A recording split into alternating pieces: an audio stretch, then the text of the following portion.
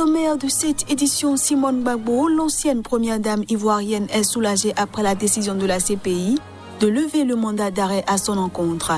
C'est ce qu'a déclaré son avocat.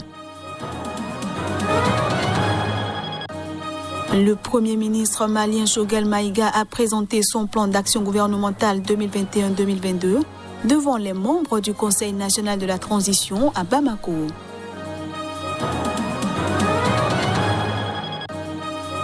Et puis le guitariste guadeloupéen Jacob Devarieux, membre fondateur du groupe Kassav, est décédé ce vendredi au CHU de Guadeloupe des suites du Covid-19.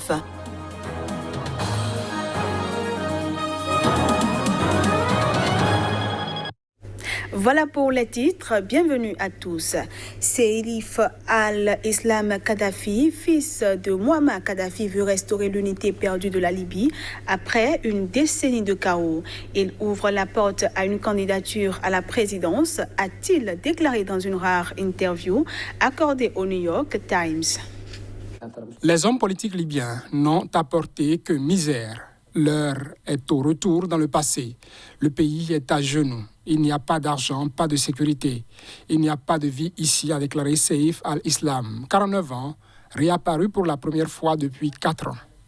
En 2011, après 4 décennies d'un pouvoir sans partage, Muammar Kadhafi et ses proches sont tombés sous le coup d'un soulèvement populaire, éliminés, emprisonnés ou forcés à l'exil.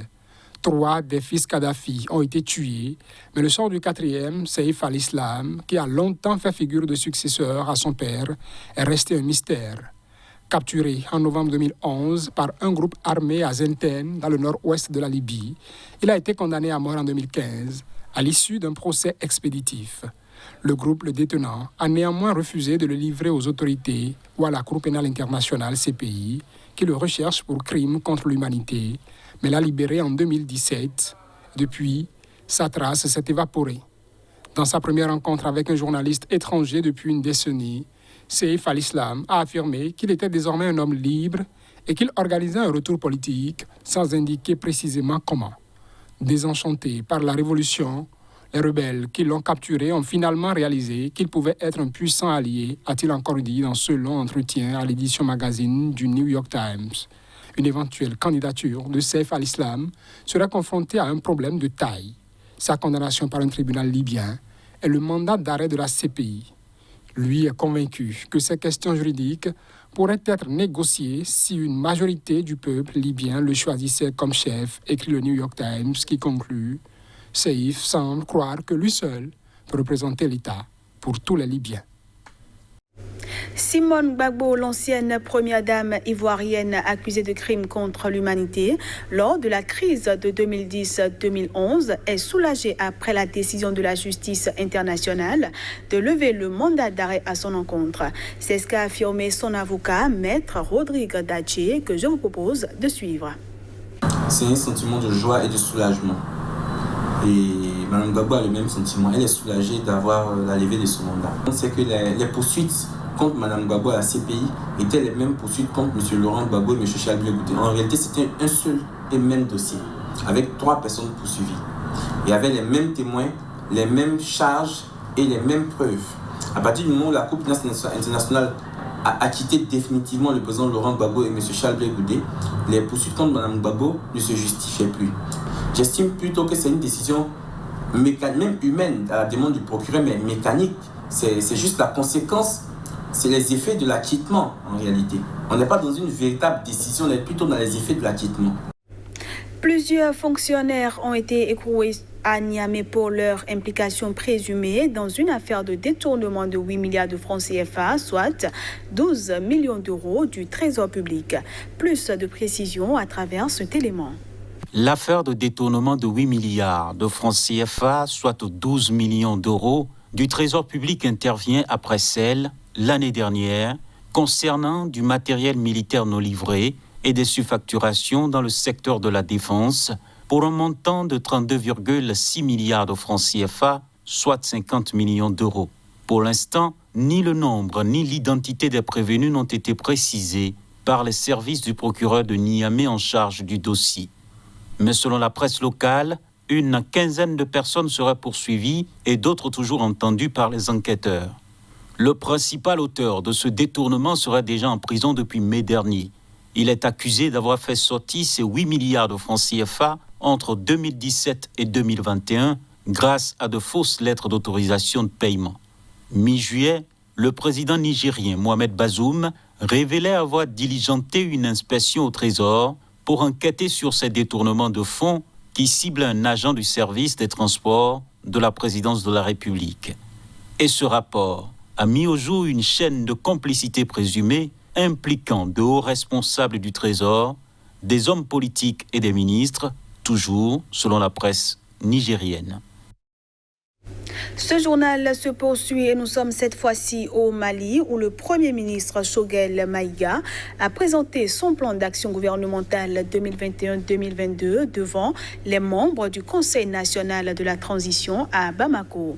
Parce que les élections sont un processus et non une fin en soi, nous devons œuvrer à leur réhabilitation et à leur crédibilité, déclare-t-il. On le suit, ainsi qu'un conseiller du Conseil national de transition pour plus de précision. Parce que les élections sont un processus et non une fin en soi, nous devons œuvrer à leur réhabilitation et à leur crédibilité. C'est le sens du choix fait par le gouvernement d'instituer dans notre pays un organe unique de gestion des élections. Une demande persistante exprimée depuis des décennies par la classe politique et la société civile dans leur ensemble. L'État du Mali continuera à assumer et respecter tous ses engagements internationaux dans le cadre d'une diplomatie proactive destinée à promouvoir des partenariats internationaux bénéfiques, à promouvoir des financements extérieurs publics et privés dans la perspective de la relance des activités économiques et protéger continuellement les Maliens établis à l'extérieur. Il est important qu'on lui fasse revenir sur certaines choses. Il a affirmé devant vous que c'est la vision du président. Je dirais qu'il faut sortir de ça. Ce n'est pas la vision du président. Ce qui a été dit, et c'est une feuille de route qui a été adoptée et le Premier ministre va présenter un plan d'action d'application de la feuille de route. Ce n'est pas la vision du président. Et si c'est la vision du président, tout récemment, le président vient de parler de la réadaptation du traité de coopération militaire. Cela devait ressortir dans son plan d'action. Et parce qu'il a parlé de géopolitique. On ne peut pas parler de géopolitique sans parler du traité de coopération militaire comme il a l'habitude de le faire avant d'être là. 4 joueurs de football locaux ont été tués ce vendredi dans le sud-ouest de la Somalie par une explosion attribuée à une bombe déposée dans leur car. Selon la police et des témoins, 10 joueurs du club de la Chambre de commerce et d'industrie du Jubaland, un des États somaliens frontaliers du Kenya, se rendaient au stade de la ville de Kismayo pour un match. Les joueurs se trouvaient à bord du car lorsque l'explosion s'est produite, probablement à l'intérieur du véhicule. Une enquête est en cours, mais nous pensons que l'engin a été posé dans le car, a déclaré un officier de police, Mohamed Sadik, faisant état de 4 tués et 5 blessés parmi les joueurs. J'ai vu le car qui brûlait et les corps de 3 joueurs, a indiqué un témoin, Saïd Adan.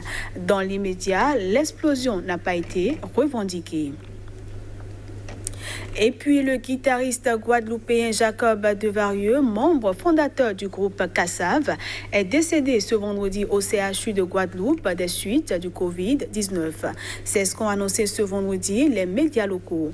Âgé de 65 ans, Jacob Devarieux avait été hospitalisé le 12 juillet après avoir été contaminé par le coronavirus. Membre emblématique de Kassav, Jacob Devarieux s'est éteint ce vendredi à Pointe-à-Pitre des suites du Covid-19 à l'âge de 65 ans.